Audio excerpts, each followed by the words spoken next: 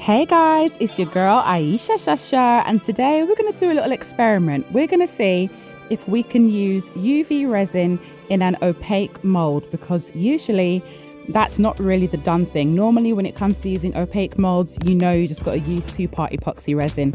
But for some of us who are a little bit more impatient, I wanted to see if there was a way that I could use UV resin in this here unicorn emoji mold, which I got from Funshowcase. Thank you so much for sponsoring this video. Definitely do check out the link below so you can see all of the goodies that they have on offer. So basically all I did was I just flipped things around. Instead of using a transparent mold, I decided to use transparent resin in an opaque mold, and it actually seemed to work. Here I'm trying to blow out some bubbles with my heat gun. Please do beware that heat guns do tend to blow lint into your resin. So you probably saw me there just like picking out little bits of lint. Do make sure that you are careful with that. And I cured this on like the sort of lowest setting.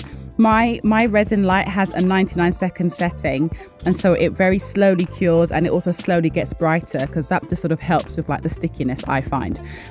These colored resins are absolutely gorgeous. I love them so much.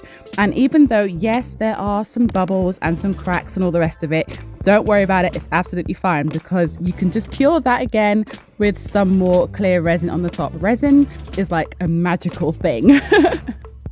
To be honest, this step could have probably been done on a doming mat and it would have been a lot less sticky and messy. But I just didn't have my one to hand, so I had to just do it on my normal silicone mat. But any of the little bits that are sort of sticking out that shouldn't be there, I just literally just snipped them away, sanded them down, and then they were pretty much gone. So I was happy with that. There's a lot of like buffing that needed to be done on this piece. So I'm just wiping it down with a little alcohol wipe. And again here, just doing some more sanding. This is the part which kind of makes it look more opaque. It's by adding in some mica powder. That is way too much, by the way. Adding in some of that into the clear resin, and that gives it the sort of like opaque look should you want that. Of course you can leave it fully transparent, but I did want it to have a white background.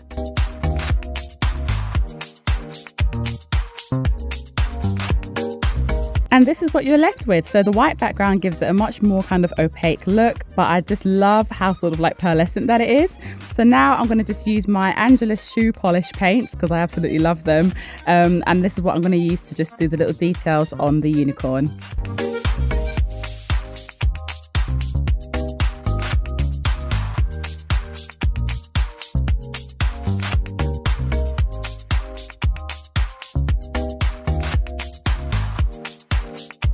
Once all that's done, then I just glaze over it with a no wipe UV top coat. This is the same sort of thing that you would use on your nails.